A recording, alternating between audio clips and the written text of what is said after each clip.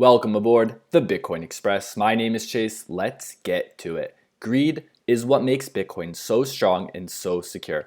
But this is not true for most other systems. Most other systems require people to be the opposite of greedy. It requires people to be trustworthy and honest.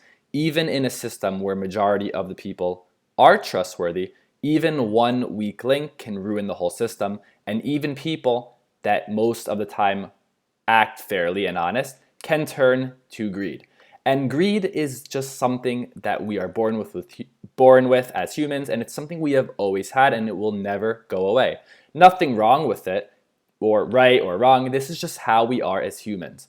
And as Gordon Gekko said in the movie Wall Street, greed is good. But this is not necessarily true. This might be true at an individual level, and that could be individual as a person or a company or a country, but for the whole system, for the whole society, it is not good. But in Bitcoin's case, it is very good, and I'm going to explain it to you in today's video. And to understand how greed can possibly be good for Bitcoin, we need to first understand how Bitcoin works at the core level, which is Bitcoin mining.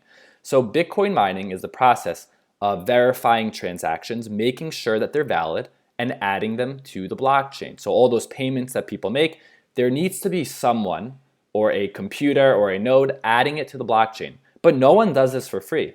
They do this out of greed because whoever adds the block to the blockchain, they get a monetary reward. They get a block reward, which is a lot of money.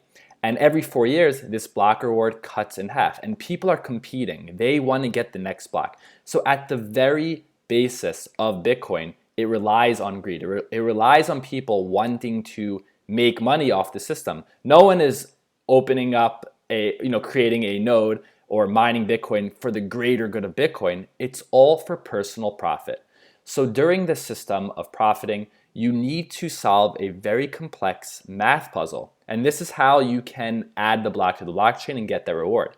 So what happens is because people are greedy and they want to make more money, they want to mine Bitcoin at a faster rate. Think about it in the way sports are. Someone might have a more expensive pair of shoes, or maybe they take steroids to take an advantage. So in Bitcoin's case, to take an advantage at mining, you need to buy computer hardware, and you also need to pay for electricity.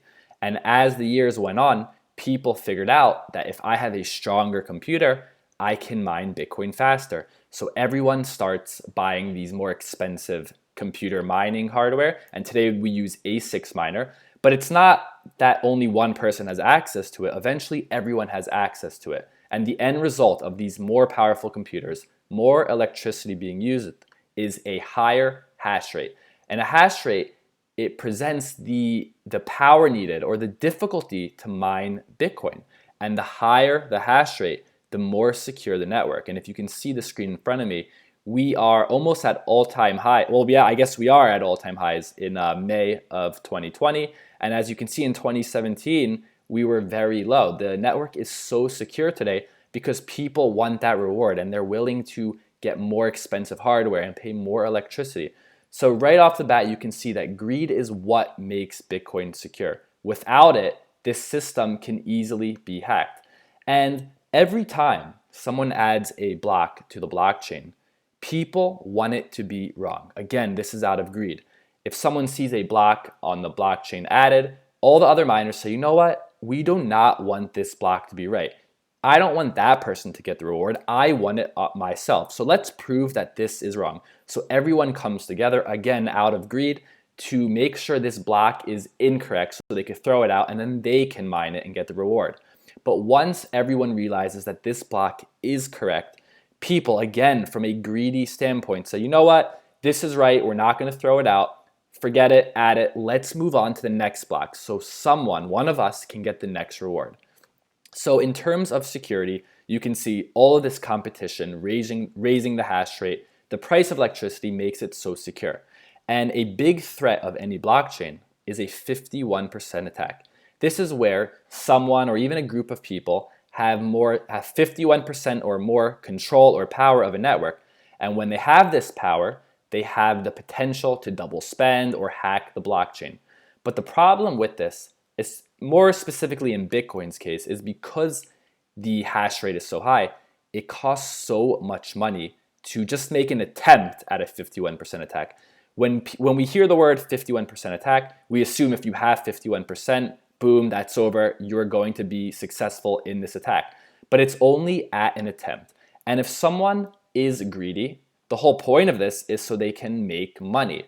But if someone did have this power, which is almost impossible, but let's say someone did have this power, 51% attack, because of greed, they would actually be forced to play fairly, because by playing fairly, they actually will benefit and profit in the long run rather than performing a 51% attack.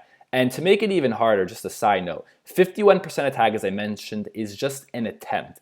It's more likely that someone would need about 60% of the hash rate to even possibly perform a successful 51% attack. And again, if someone actually had 60% of the hash rate from a greedy standpoint, they would be forced to play fairly because they will profit more by playing fairly than by trying to ruin the system. So Satoshi Nakamoto, the creator of Bitcoin, whether it's a he, she, or they, not only was an expert in computer science and economics, but also had a very deep and clear understanding of human psychology and human greed.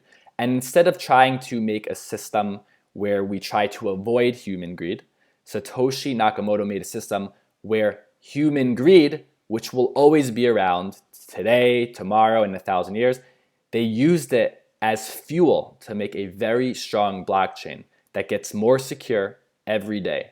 I hope that you found value in this video. If you like my content, go down below, subscribe to the channel, like the video. Thank you for listening, and I'll see you next time.